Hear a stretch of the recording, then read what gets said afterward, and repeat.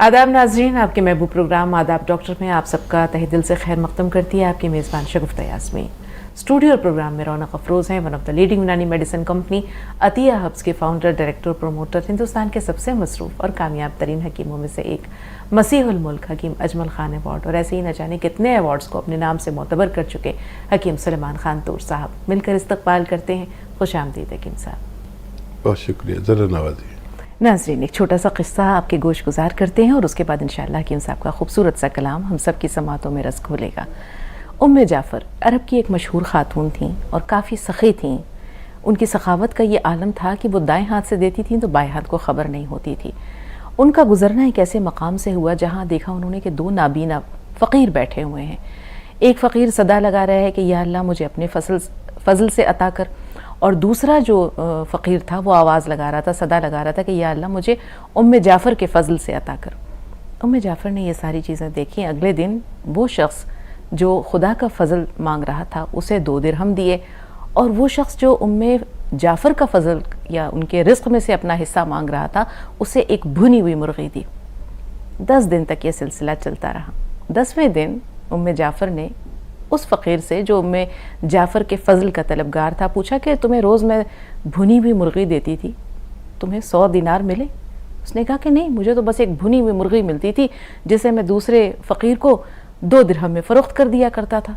तो उम्मे जाफ़र ने कहा कि तुम्हें नहीं मालूम, मैं उस भुनी हुई मुर्गी में 10 दीनार छुपा कर तुम्हें दिया करती थी। ये सुनकर वो अंधा फ़कीर सर पीटने लगा कि हाय मैंने क्या कर दिया, हाय मैंने क्या कर दिया, हाय मेरी कमबख्ती, मैं लुट गया, मारा गया। तो अब यहाँ सोचने का, यह गौर व फिक्र का मकाम यह है कि वो शख्स जो अल्लाह के फ़ज़ल का तलबगार था उसे गैब से हर रोज़ 10 दिनार मिला करते थे और यूँ 100 दिनार उसके हिस्से में आए, भुनी हुई मुर्गी इसके अलावा थी। और वो शख्स जो उम्मे जाफ़र के फ़ज़ल का तलबगार था उसके हिस्से में सिर्फ 2 दिरहम आते थे। तो सही कहा है किसी ने कि जो अल्लाह से मांगता है अल्लाह उसे बेहिसाब नवाजता है, और जो बंदों के सामने दस्ते सवाल दराज करता है, मोहताजी का दरवाज़ा खोलता है, तो फिर उसके हिस्से में भी कुछ नहीं आता, वो तही दामन रह जाता है, मोहताजी के सिवा उसके हाथ में कुछ नहीं आता।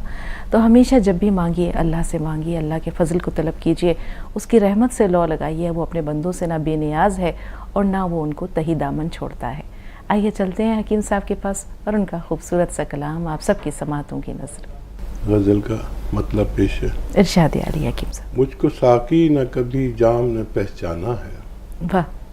मुझको साकी न कभी जाम ने पहचाना है, बस मुझे गर्दिश अय्याम ने पहचाना है। सुभान अल्लाह, क्या बस मुझे गर्दिश अय्याम ने पहचाना है, और शहर में लोग मुझे भूल गए थे उसके, शहर में लोग मुझे भूल गए थे उसके, आज एक हसरत नाकाम, आज एक हसरत नाकाम ने पहचाना है। क्या कहने, शहर में लोग मुझे भूल गए थे उसके, आज एक हसरत नाकाम ने पहचाना है।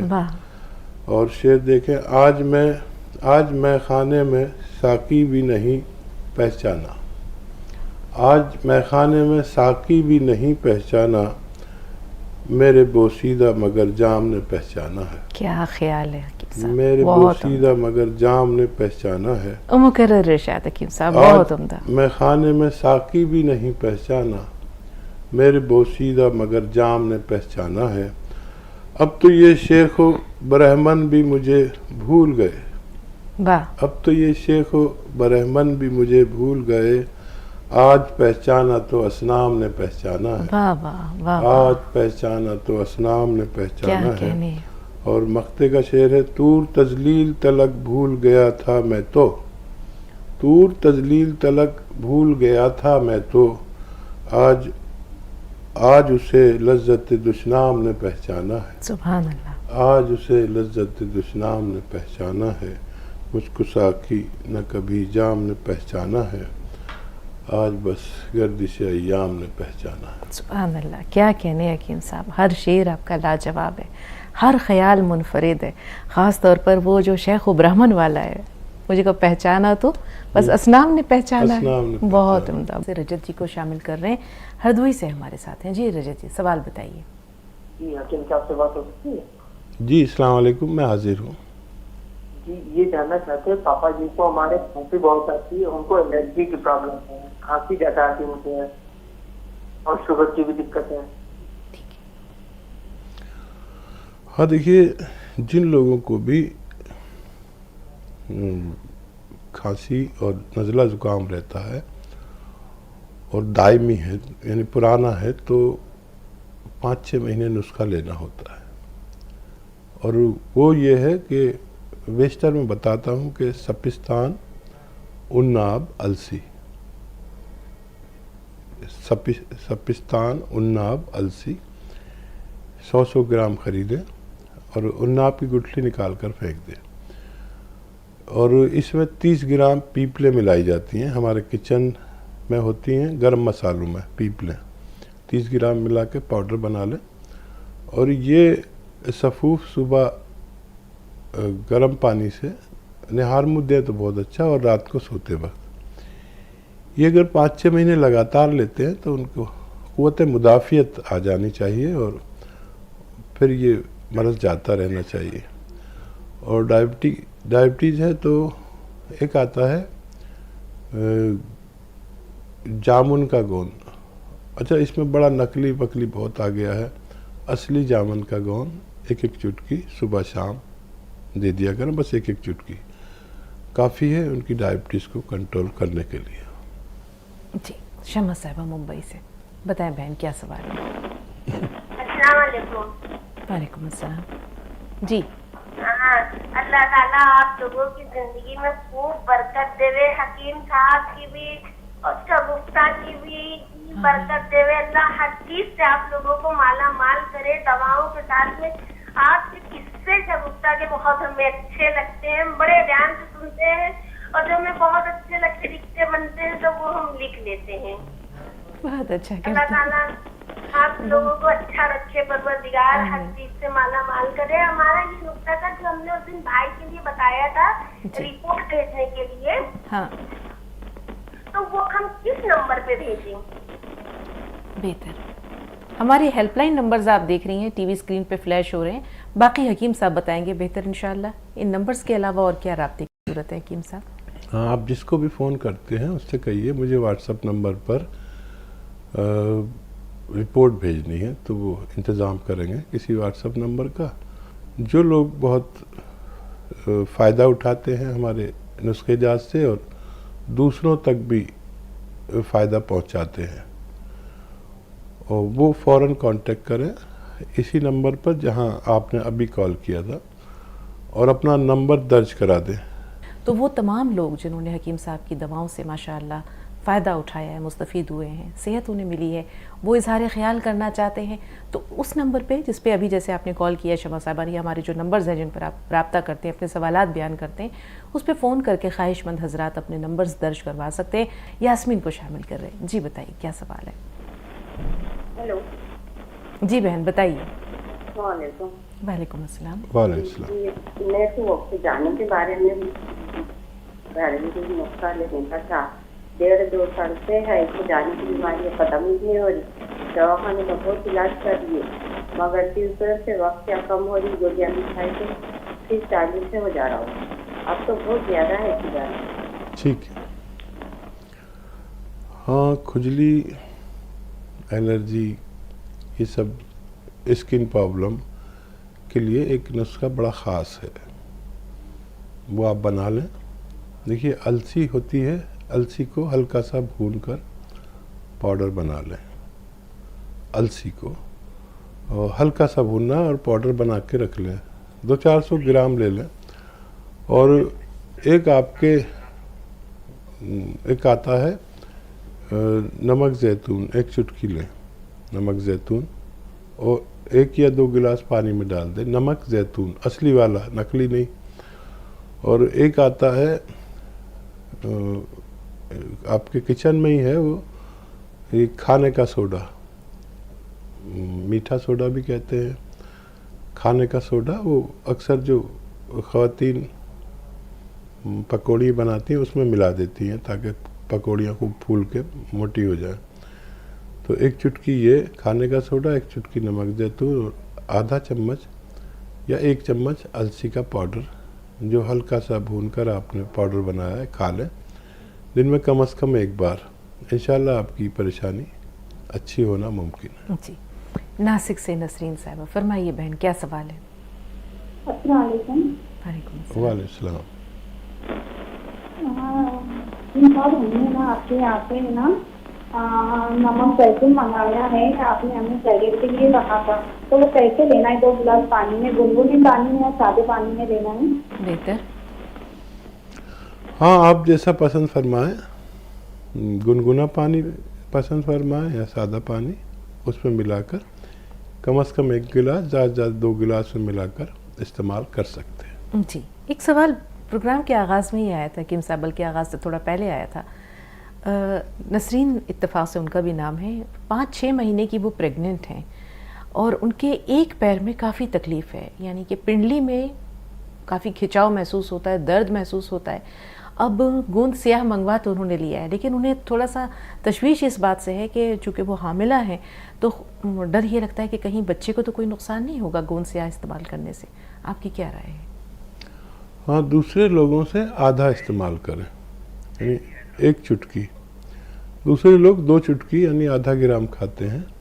ऐसी ख़वातीन जिनको 4 महीने से ज़्यादा का हमल है, यानी 5 महीने का है, तो 1 चुटकी खा लिया करें दूध के साथ, इंशाल्लाह तंदुरुस्ती वापस आ सकती है। जी, एक छोटी सी गुजारिश और है किम साहब, चूँकि कैल्शियम की कमी हो जाती है हमल के दौरान ख़वातीन में, तो उनके लिए क्या हिदायत है कि वो कैल्शियम की टैबलेट कितनी बार लें?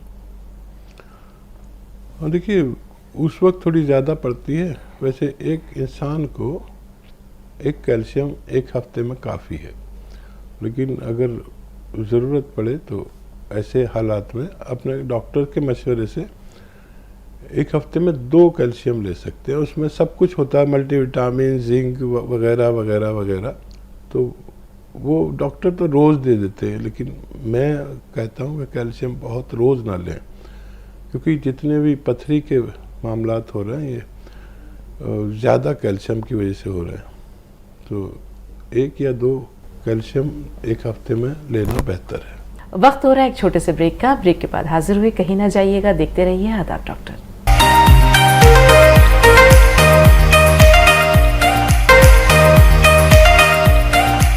Welcome back. एक बार फिर आपका इस्तकबाल और एक बार फिर हम चाहेंगे कि हम सब मिलकर हकीम साहब का शुक्रिया भी अदा करें और एक बार फिर उनका खैर मकदम।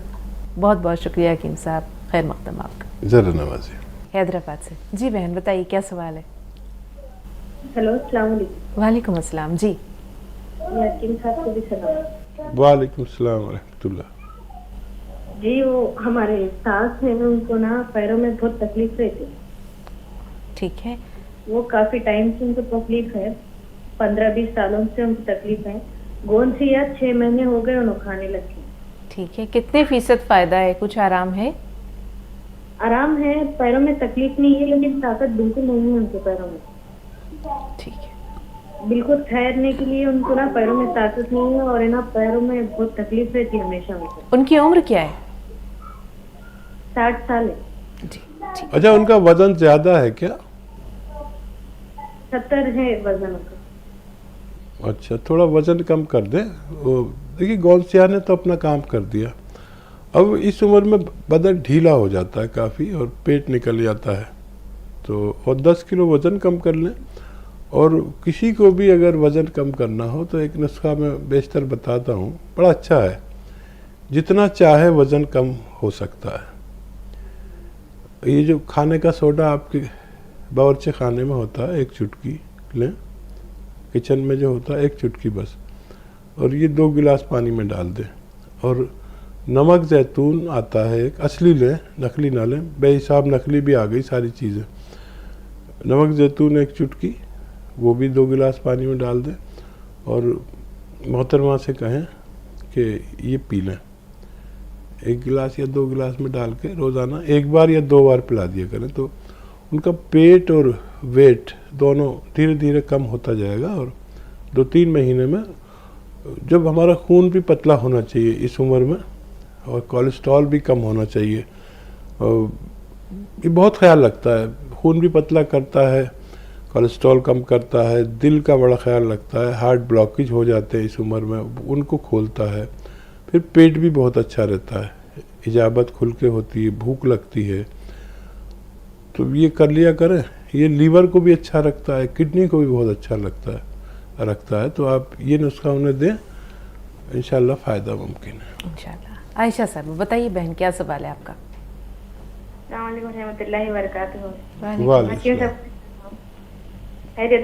सब अल्लाह का एहसान, आप बताएं। जी जी बाजी मेरे 3 सवाल थे। बेहतर। पहला सवाल, इतना ये सौंठ अजवाइन जो बोल रहे हकीम साहब, वो चूरन वो जो है ना बनाए थे, तो वो ये चम्मच से खाने में तकलीफ हो रही थी को, तो गर्म पानी में गिलास में दे सकते क्या डालकर नमक जैतून के साथ? ठीक है। और मेरे बाजी को है ना ये सोरियासिस की प्रॉब्लम है, तो ये खुजली ज्यादा हो रही, उसमें रेड हो रहे थे वो। ठीक है। वो हकीम साहब को भी उसके बारे में बोलेगा था। तीसरा सवाल आयशा।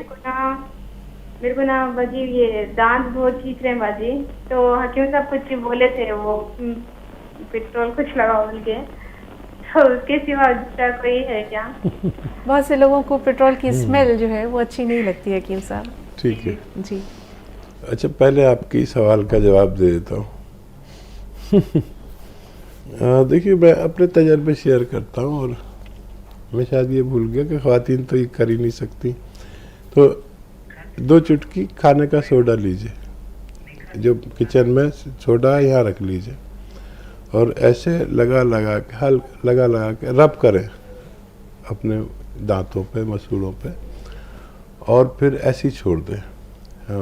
लुआब आएगा तो उसे मुंह लटका लें, थूक भी सकते हैं, लेकिन 1 घंटे तक कुल्ली ना करें कम से कम। ये दिन में 1 बार कर लिया करें आपके दांतों की लिए। और क्या सवाल था? बहन को सोराइसिस है हकीम साहब, और वो खारिश से परेशान है। हाँ, सोराइसिस के दानों पर कोई ऑयल, कोकोनट ऑयल लगा लिया करें, और छीले नहीं, खुजाए नहीं, सहला लें। और सोराइसिस का भी इलाज मुमकिन है। ये अलसी को हल्का सा भून कर पाउडर बना लें, अलसी को हल्का सा भून कर पाउडर बना लें, और आधा चम्मच अलसी और 1 चुटकी ये जो नमक जैतून है, ये 1 गिलास या 2 गिलास पानी में डालकर आधा चम्मच अलसी खिलाएं, और ये पानी पिला दें दिन में 1 बार या ज़्यादा से ज़्यादा 2 बार। धीरे धीरे ये तमाम स्किन की रिपेयर करता है, और जो स्किन की खुराक ख़राब होकर स्किन को मिलने की वजह से हमें ये मर्ज़ होता है। तो सब्र से अगर ये नुस्खा लिया जाए तो उनको फ़ायदा मुमकिन है। और भी जो इनके भाई का मसला है हकीम साहब, वो चम्मच से वो चूरन ऐसे नहीं ले पा रहे हैं, यानी फाँक नहीं सक रहे हैं वो, तो उन्हें घोलकर पानी के साथ गिलास के ज़रिए या चम्मच से पिलाया जा सकता है? हाँ, ये भी कर सकते हैं, इस तरह से भी ले सकते हैं, और इसे उबाल कर खूब वो पानी छान कर भी पी सकते हैं। दरकार है कि आपके पेट में 1 चम्मच इस सफ़ूफ या इसका पानी जाना चाहिए, भाई को फ़ायदा मुमकिन। जी। गोरी गांव से नखत सना साहबा, जी बताइए नखत, क्या सवाल है आपका? अस्सलाम वालेकुम। वालेकुम सलाम। खैरियत? निखत सब खैरियत, आप बताइए कैसे हैं? हाँ जी, एक मेरी खमनानी लगती है, वो बात करना चाहती है। जी करा दो। वालेकुम अस्सलाम। जी जी मोहतरमा, अपना सवाल बताइए, क्या मसला है? हकीम साहब सुन रहे हैं आपकी बात? हाँ सुन रहे हैं, फरमाइए। तकलीफ बहुत है हमको, परेशानी बहुत है। क्या हुआ है आपको? मेरे कभी ने चेहरा अच्छा है, सेहत का 2 दिल्ली बीमार रहते हैं। जरा दोहराइए, क्या परेशानी है? मेरा तबीयत खराब रहता है। क्या तबीयत खराब रहती है? कहीं दर्द है आपको, बुखार है, क्या तकलीफ है? यही सर में दर्द, बुखार, खाना खाने का मन नहीं करता है। अच्छा, ठीक। हमारे पास यही तकलीफ के वजह में बहुत कर्ज है हमारे पास। अल्लाह आपकी परेशानियां दूर करे। अल्लाह की तमाम मुसीबतें दूर करें। जहाँ तक बीमारी का ताल्लुक़ है, आप हकीम साहब बताएंगे कि बुखार के लिए या जिस्म में दर्द के लिए क्या किया जाए। जी हकीम साहब। देखिए, अगर सर में दर्द है तो बेशतर ये दर्द सर्वाइकल की वजह से होता है। तो ये देखिए, आपकी नवासी सुन रही है, देख रही है, तो ये एक्सरसाइज 3 मिनट करें रोज़ाना। एक साथ नहीं कर सकते तो किस्तों में करें। और फिर ये देखिए, ये एक्सरसाइज दुनिया की बेहतरीन है, लेकिन इसी तरह करनी है और ईमानदारी से करनी है। मेरा मतलब है कि अक्सर हम इसमें 2-4 बार ऐसे करते हैं और सोचते हैं 3 मिनट हो गए। 3-3 मिनट करें, चाहे 6 किस्तों में करें, 10 किस्तों में करें, लेकिन 6 मिनट ये एक्सरसाइज होनी चाहिए। ठीक 10वें दिन ये दर्द वर्द को चला जाना चाहिए जो आपके सर में दर्द है। बुखार है तो इन सब की आप डॉक्टरी दवा भी लेते हुए ये चम्मच, एक आधा चम्मच धनिया खाया करें और आधा ग्राम गोंद स्याह उसके साथ लें, पानी के साथ, दिन में कम से कम 1 बार, ज़्यादा से ज़्यादा 2 बार, तो आपको फ़ायदा होना मुमकिन है। जी कमाल खान साहब। जी कमाल भाई। वालेकुम सलाम। वालेकुम सलाम। जी बात हो रही है कमाल साहब, इरशाद। वालेकुम सलाम। मैं परसों आपसे हाथ के मुतालिक बात किया था हकीम साहब। मैं एक बात भूल गया था आपसे। वो डॉक्टर ने बताया था मेरा फेफड़ा बहुत कमजोर हो गया है। हार्ट में कुछ नहीं है, लेकिन फेफड़ा कमजोर हो गया है। फेफड़ा का वो दवा चल रहा है। तो डॉक्टर मेरे लिए मुश्किल दवा खाना, मैं एलोपैथी से परेशान हो गया मैं दवा खाते खाते। तो इसमें आपको कुछ बताना है, लेंस में क्या किया जाए, क्या कुछ ऐसा नुस्खा बता दिया जाए? देखिए, फेफड़े की ऐसी सूरत जो बहुत कमज़ोर हो गया तो एलोपैथिक दवा भी लेना चाहिए। और फेफड़े की और तक़वियत के लिए हम जो नुस्खा बताते हैं वो देर पर काम करता है, उसे आप ले सकते हैं, लेकिन 6-7 महीने लेना पड़ेगा डॉक्टर की दवाओं के साथ। सपिस्तान, उन्नाब, अलसी का नुस्खा, ये 100-100 ग्राम खरीद लें। सपिस्तान, उन्नाब, अलसी 100-100 ग्राम खरीद लें। उन्नाब की गुठली निकाल देना और इसमें 30 ग्राम पीपले मिलाएं और इसको पाउडर बना के 1 चम्मच सुबह, 1 चम्मच शाम खा लें। और गर्म पानी या चाय पिए इस पर खाने के बाद।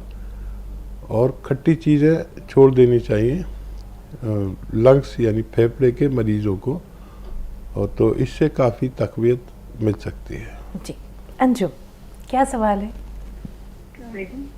वालेकुम अस्सलाम। जी अंजुम साहिबा फरमाइए। जी हमारे 2 सवाल है हकीम साहब से। बेहतर। पहला सवाल जी जरा तफसील से सुनिए आप हमारी बात। ज़रूर। जी हमारे बहन का लड़का है, भांजा हमारा 11 साल का। उनको ना नाक में से ब्लीडिंग हो रही, 3-4 साल से कंटिन्यू हो रही उनको। 2-3 दिन के वास्ते से उनको ब्लीडिंग चालू हो जाती नाक में से। तो डॉक्टर को दिखाए तो डॉक्टर का कहना है कि उनके नाक का जो गोश है तो वो बड़ा हुआ निकला उनका। तो उसको ऑपरेट किया उन्होंने। तो फिर वो ऑपरेट करने के बाद लेफ्ट साइड से, एक साइड से किया उन्होंने उसको ऑपरेट, दूसरे साइड से नहीं किया, राइट साइड से। तो वहाँ से और ब्लीडिंग स्टार्ट हो गई। और उनकी एक छोटी बहन है 6 साल की, उनको भी ऐसे ही हो रहा है। तो उन्होंने टेस्ट वगैरह किए लड़के के, तो उनको ये रिपोर्ट में निकला कि उनके जो ब्लड के फैक्टर्स होते हैं ना, तो वो बड़े हुए निकले। ठीक है। उसके लिए क्या करना चाहिए? और दूसरा सवाल हमारा ये है कि जो पथरी की किडनी स्टोन का जो मसला रहता है, उसमें खाने में क्या क्या परहेज करना है? ठीक है जी हकीम साहब। और देखिए, ये बच्चों के लिए आप लिख लीजिए, एक पत्थर आता है जिसे हम संग जराहत कहते हैं। तो संग कहते हैं पत्थर को, और जराहत का पत्थर। संगे जराहत बहुत सस्ता आता है। अच्छा, ये पत्थर ऐसा होता है कि आदमी अगर खाना चाहे तो खा भी सकता है। ये नरम पत्थर होता है, ये किरकिरा नहीं होता। तो ये अत्तार के यहाँ से आप लें जो कच्ची दवाइयाँ बेचते हैं, और इसे पाउडर बना लें। और इसे टैल्कम स्टोन भी कहते हैं, टैल्कम स्टोन। तो ये एक चुटकी में जितना आए बच्चे को शहद में मिलाकर खिला दिया करें दिन में एक बार। दोनों बच्चों को खिला सकते हैं। और दूसरा, किडनी स्टोन के लिए परहेज क्या करना है हकीम साहब? क्या चीज़ें हैं जो नहीं खानी? यानी कुछ परहेज नहीं करना। वो लोग बताते हैं कि ये टमाटर मत खाओ, इससे बनती है पथरी। कोई कहता है ये मत खाओ। क्या नहीं खाओ और क्या खाएगा? सबसे पथरी बनती है, जिसको बनती है बनती ही है। तो एक नुस्खा है, बड़ा अच्छा है, लेकिन आपको समझना होगा कि गूलर एक पेड़ है जिसके पत्ते बकरे लोग बहुत शौक से खाते हैं। गूलर के पत्ते 2-3 चबा के खाएं या पीस के पी लें। ऐसे हो नए से पत्ते, कोंपले जिन्हें कहते हैं, तो 3, 4, 5 भी खा सकते हैं। नरम से होती कोंपले। और एक चुटकी में जितना नमक जैतून आ जाए, 1 या 2 चुटकी नमक जैतून पानी में मिलाएं, और 1-2 नींबू भी निचोड़ दें, नींबू निचोड़ दें उसमें, और ये पानी पी लें, ये पत्ते चबाकर। और कुछ देर बाद और 1 गिलास पानी पी लें। ये एक खुराक रोज़ खाएं, और 1 दिन से 10 दिन तक कभी भी आपकी पथरी रेजा करके निकल जाती है।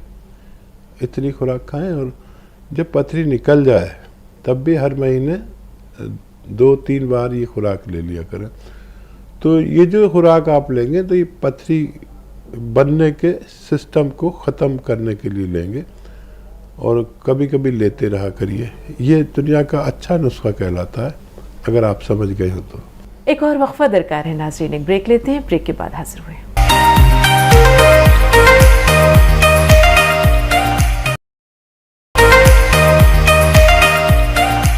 एक बार फिर आप सबका इस्तकबाल। एक बार फिर हम चाहेंगे कि हकीम साहब को भी वेलकम बैक कहें। तमाम नाज़रीन की तरफ से इस्तकबाल हकीम साहब।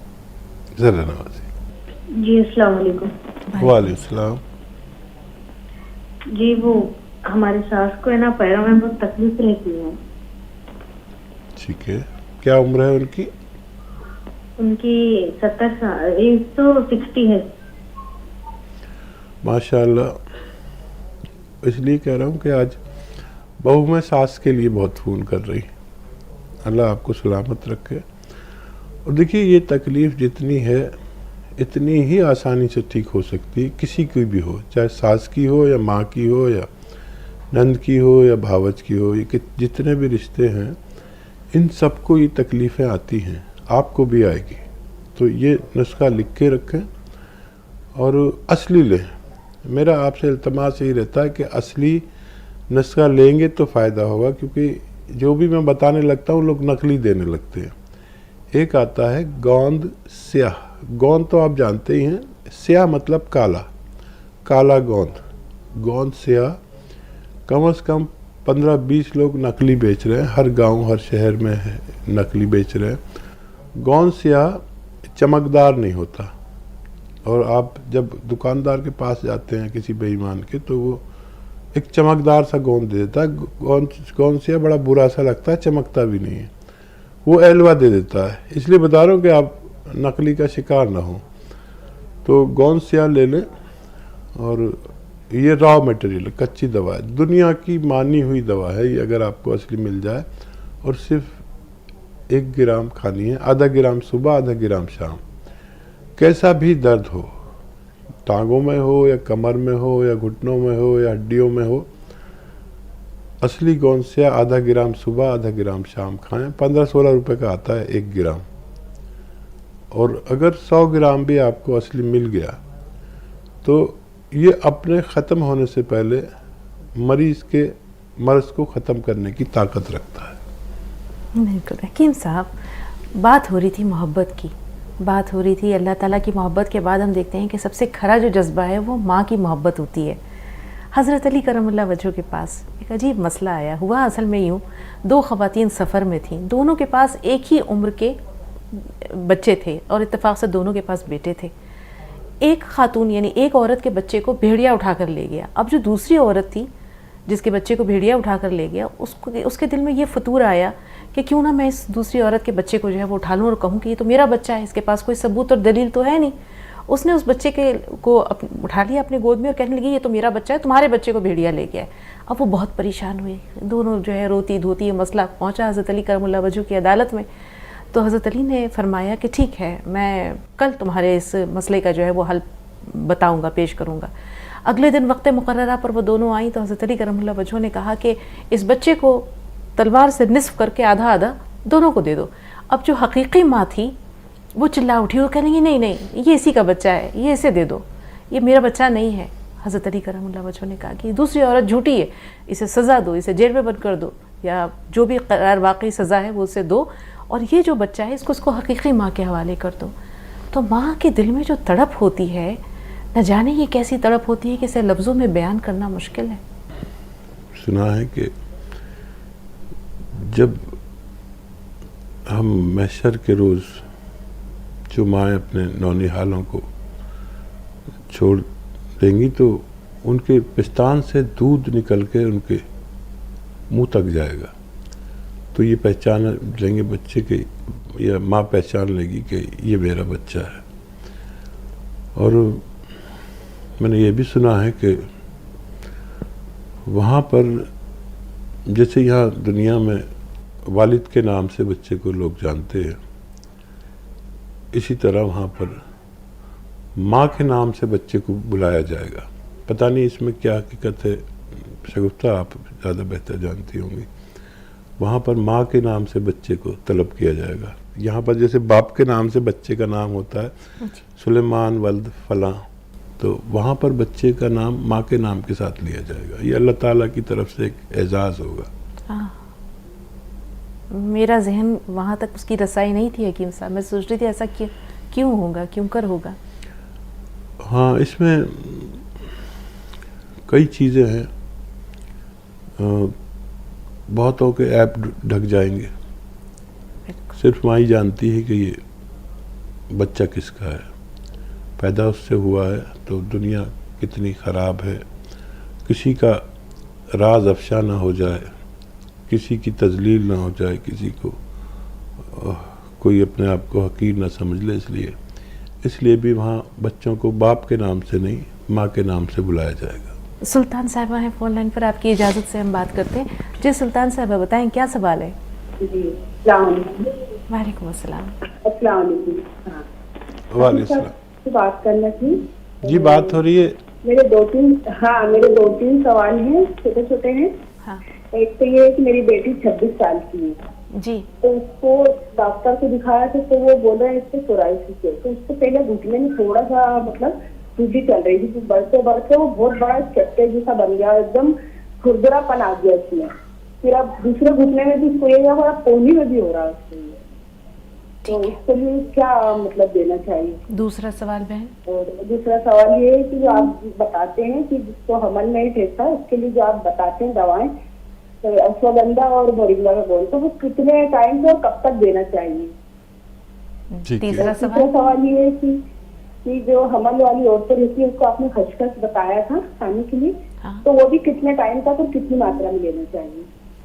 ये अलसी आप जानते हैं, अलसी को हल्का सा भून कर, ज़्यादा नहीं, हल्का सा भून कर पाउडर बना के रख दें, तो 400 ग्राम खरीद कर, ज़्यादा नहीं भूनना, और आधा चम्मच अलसी खिलाएं, और एक चुटकी में जितना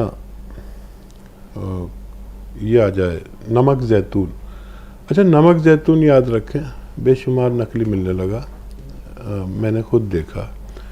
एक गिलास पानी में मिला के नमक ज़ैतून और इस पानी से अलसी खिला दें, दिन में एक बार या ज़्यादा 2 बार, कभी भी खाएं, सुबह खाएं और शाम को खाएं, खाने के बाद खाएं, खाने से पहले खाएं, बच्ची का इलाज मुमकिन है। अच्छा, ये जो नुस्खा है ये वो लोग भी ले सकते हैं जिनको कोई और स्किन प्रॉब्लम है, खुजली है, एलर्जी है, दाने हैं, मुहासे हैं, पेट की कोई प्रॉब्लम है, खून साफ नहीं है, लीवर की कोई प्रॉब्लम है, किडनी की प्रॉब्लम है, ये वो सब ले सकते हैं और दुनिया का अच्छा नुस्खा माना जाता है अगर असली नमक जैतून मिल जाए तो। ठीक है। और क्या इस्तक़रार हमल के लिए हकीम साहब आपने अश्वगंधा और गोंद मोरिंगा बताया है, तो ये कब तक इस्तेमाल करना है और इसकी मिक़दार क्या? एक चुटकी अश्वगंधा का पाउडर सफ़ू और 1 ग्राम गोंद मोरिंगा सफ़ेद दूध में मिला के रात को ले लिया करें, और मुमकिन हो तो वो खातून जिनको दे रहे हैं उनके शौहर को भी दे दें।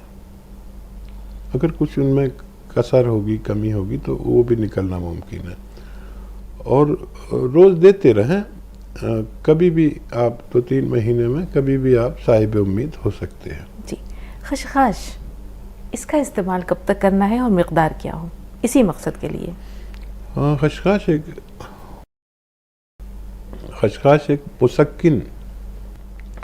एक मुसक्किन यानी सुकून देने वाली चीज़ है और मुक़व्वी भी बहुत है, यानी ताकतवर भी बहुत है। इसकी मिक़दार आधा चम्मच से 1 चम्मच तक है, और अगर हामला ख़वातीन है तो आधा चम्मच लें और दूध में पीसकर पी लें। और अगर बच्चे वाली है यानी बच्चे की तौलीद हो चुकी है तो खसखस और 1 ग्राम गोंद मोरिंगा सफ़ेद दूध में मिलाकर पी लिया करें। खसखस को पाउडर बना लें, खसखस को पाउडर बना लें और दूध में मिलाकर रख दें। 1 ग्राम गोंद मोरिंगा सफ़ेद मिलाकर, तो इससे एक तो दूध खूब बनता है और जो भी आप अपने बच्चे को फीड कराते हैं उससे कमज़ोरी नहीं आती और ताकत बनी रहती है बच्चे में भी और माँ में भी। अच्छा, फिर ये नज़ला, खांसी, बलगम, बच्चे अक्सर पेट दर्द हो जाता है बच्चों को, छोटे बच्चों को, तो बीमारी ज़्यादा होती नहीं है, बस पेट की प्रॉब्लम रहती है या खांसी वांसी हो जाती है, नज़ला, तो ये उन चीज़ों से भी महफूज रखता है। जी, आपने कहा यह मुसक्किन है हकीम साहब, वो लोग जो बेख्वाबी का शिकार हैं, नींद नहीं आती है, तो उनको खसखस अगर दिया जाए तो किस तरह दिया जाए? हाँ, देखिए, दिमागी कुव्वत के लिए है ये, दिमाग को एतदाल पर लाने के लिए है, थोड़ा सा सुरूर है, और वो लोग 1 चम्मच ले सकते हैं।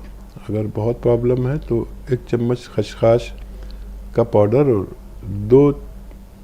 2-3 चम्मच सिरका, कलौंजी या जैतून का असली, 1 गिलास पानी मिला कर लें तो बेहतरीन नींद और बेहतरीन सुकून मिल सकता है। वक्त हो रहा है एक छोटे से ब्रेक का, ब्रेक के बाद हाजिर हुए, कहीं ना जाइएगा, देखते रहिए आदाब डॉक्टर।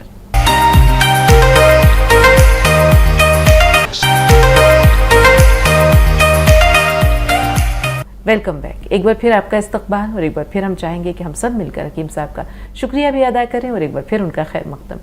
बहुत बहुत शुक्रिया हकीम साहब, खैर मकदम आपका। ज़रूर नवाजी। दिल के खुश रखने को गालिब ये ख्याल अच्छा है। गालिब का शुमार अगर हम एक शायर की हैसियत से देखें तो वो हर चीज़ में ज़राफ़त का कुछ पहलू निकाल लेते थे, दिल को खुशी देने का कोई सामान मुहैया कर लेते थे।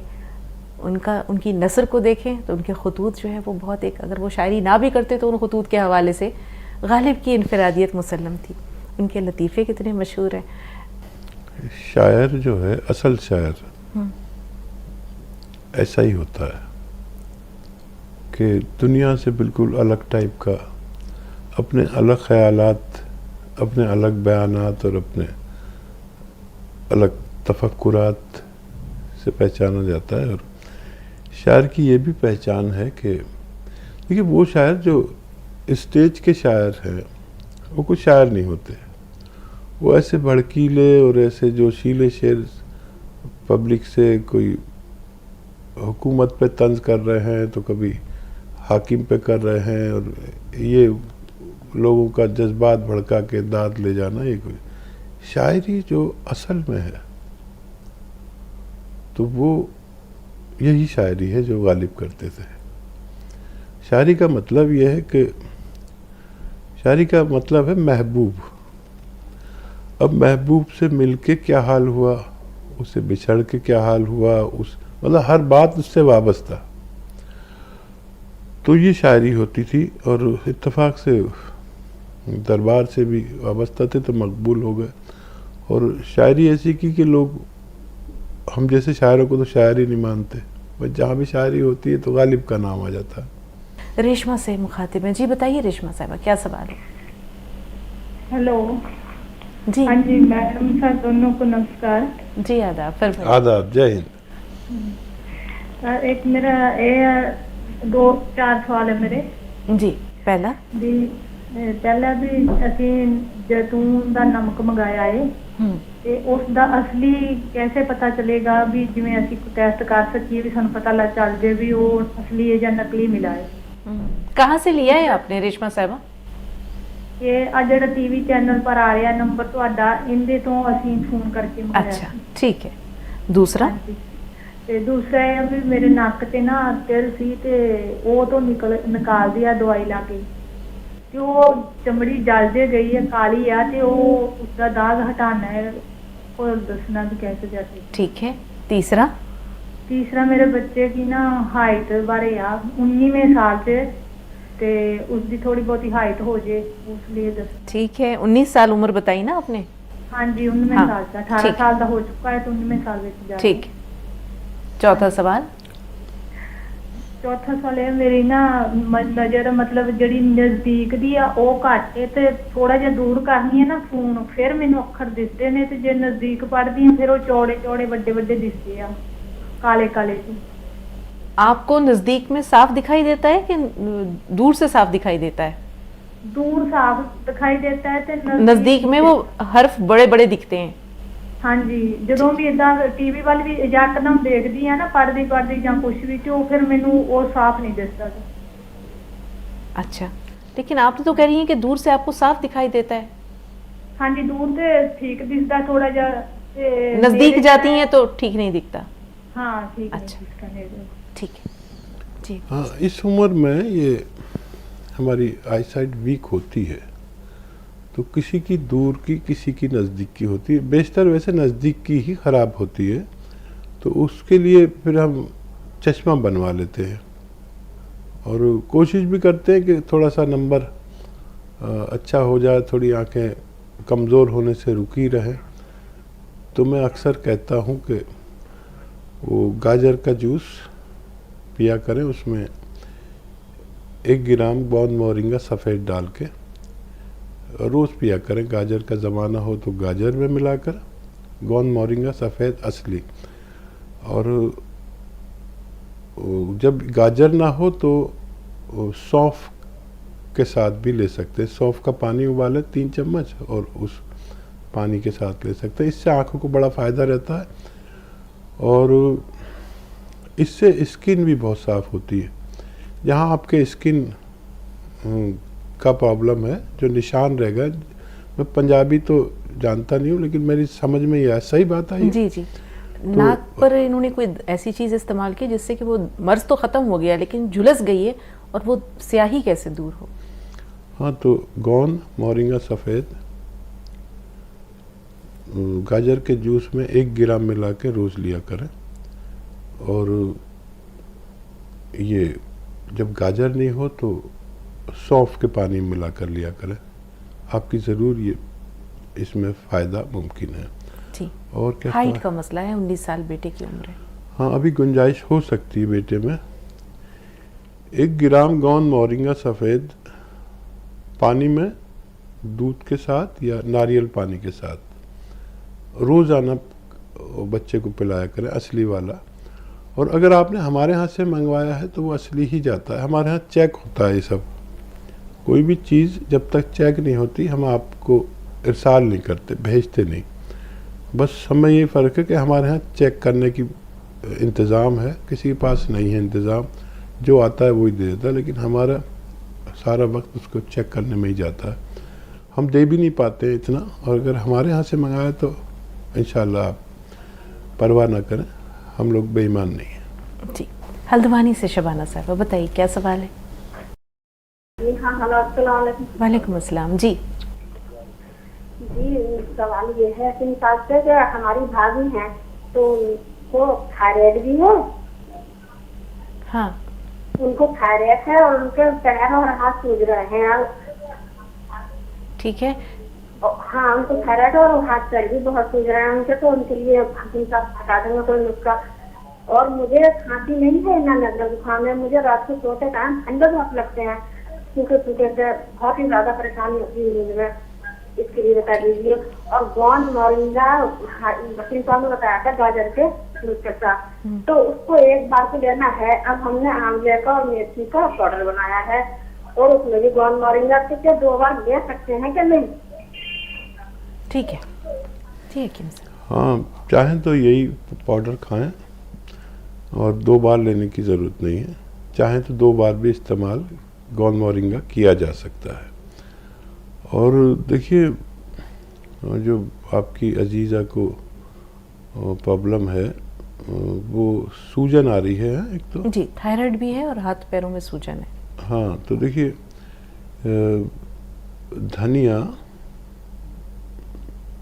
धनिया जैसे 100 ग्राम लें, अलसी भी 100 ग्राम लें, इनका पाउडर बना लें। अलसी को हल्का सा भून कर पाउडर बनाया जाता है। अब ये जब सफ़ूफ तैयार हो गए, दोनों को मिक्स कर दें और 1 चम्मच खाएं सुबह को। निहारबुल लें तो बहुत अच्छा, 1 चम्मच भर के खाएं। और नमक ज़ैतून 1 चुटकी पानी में मिलाकर ये पी लिया करें और रात को भी पिएं। इससे इनकी सूजन के साथ थायराइड को भी फ़ायदा होना मुमकिन है। जी, मुशर्रफ साहब, क्या सवाल है आपका?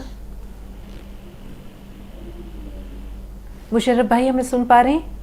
जी जी, अस्सलाम वालेकुम। वालेकुम अस्सलाम। हकीम साहब, हमको शुगर थी, हमने काला गोंद आपके यहाँ से मंगाया, जामुन का गोंद मंगाया है। हाँ, और ये जैतून से ये नमक मंगाया है, ये कैसे खाने का है पापा? ठीक है। नमक ज़ैतून 1 चुटकी पानी में मिला के खाया जाता है, दिन में 1 बार या 2 बार। और कोई तरीका मैंने बताया हो तो उस तरीके से ले सकते हैं। गोंद स्याह जो है वो आधा ग्राम खाया जाता है खाने के बाद, दूध या पानी से खाने के बाद ही आधा ग्राम लेते हैं। और जो सिरका है वो 2 चम्मच या 3 चम्मच 1 गिलास पानी में मिलाकर इस्तेमाल होता है, दिन में 1 बार या 2 बार। इससे डायबिटीज़, कोलेस्ट्रॉल और बहुत सारी बीमारियां कंट्रोल में रह सकती हैं। जी, अंजुम साहब, फरमाइए क्या सवाल है? वालेकुम अस्सलाम। जी, अभी हमें ये पूछना था कि अभी जो बात की हमने हकीम साहब से कि वो नाक में जो ब्लीडिंग होती बच्चे को 11 साल के, तो वो लेना कैसा पत्थर, हकीम साहब से ये पूछना था। और वो कहाँ मिलता है ये पूछना, पैसा कैसा इस्तेमाल करना? ठीक है। अच्छा, देखिए, मैंने कहा था कि इसको टैल्कम स्टोन भी कहते हैं, संगे जराहत भी कहते हैं। एक पत्थर जो दवा फरोशों के वहाँ मिलता है, जो कच्ची दवाएं बेचते हैं उनके यहाँ मिलता है। दवा फरोश तो आप जानते होंगे, दुकानदार जो कच्ची दवाएं बेचते हैं वहाँ मिलता है। इसे टैल्कम स्टोन भी कहते हैं। इसे आप पाउडर बना लें और आसानी से बन जाता है, आटा सा हो जाता है, या ऐसा हो जाता है जैसे कैरम खेलने वाले बोरिक एसिड यूज़ करते हैं ना, वैसा। बोरिक एसिड बहुत ख़तरनाक होता है, वो मत ले लेना। तो 1 चुटकी लेना होता है, जितना 1 चुटकी में आ जाए, 1 चम्मच शहद में मिला के बच्चों को दिन में 1 बार दे दिया करें। बस ये तरीका है, इंशाल्लाह फ़ायदा मुमकिन है। जी, ये खून किस वजह से आता है हकीम साहब?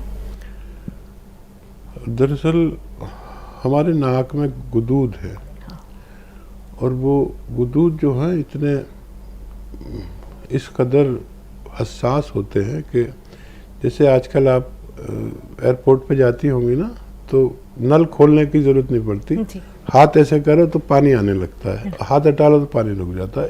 इस टाइप के ये सेंसर है। जब नज़ला खांसी ऐसा चीज़ें होती हैं तो ये फूल जाते हैं। अब डॉक्टर क्या कहते हैं कि ये जो है हड्डी बढ़ गई है और इस बहाने से वो इन्हें काट के निकाल देते हैं। अब इनका काट के निकाल दिया, दूसरी तरफ आ गया, अब फिर काटेंगे। इनको दूध का इलाज करना होता है, हमें इसका इलाज करना चाहिए। आज के लिए इतना ही नाज़रीन, बहुत बहुत शुक्रिया आपके तमाम फ़ोन कॉल्स का, प्रोग्राम में शिरकत करने के लिए तहे दिल से हम आपके ममनून और मशकूर हैं। ख़ास तौर पर शुक्रगुजार हैं हकीम साहब के कि अपनी बेपनाह मसरूफियात के बावजूद हिंदुस्तान के चूँकि सबसे कामयाब तरीन हकीमों में से एक हैं आप, शुमारा होता है आपका उनमें, अपना कीमती वक्त नाज़रीन के लिए निकालते हैं हकीम साहब। हद दर्जा ममनून और मशकूर। अल्लाह ताला आपको अजर खैर और अजर कसीर अता करे। बहुत शुक्रिया। आपका भी शुक्रिया, जज़ाकल्लाह। अगली मुलाकात तक के लिए इजाज़त दीजिए नाज़रीन, आदाब।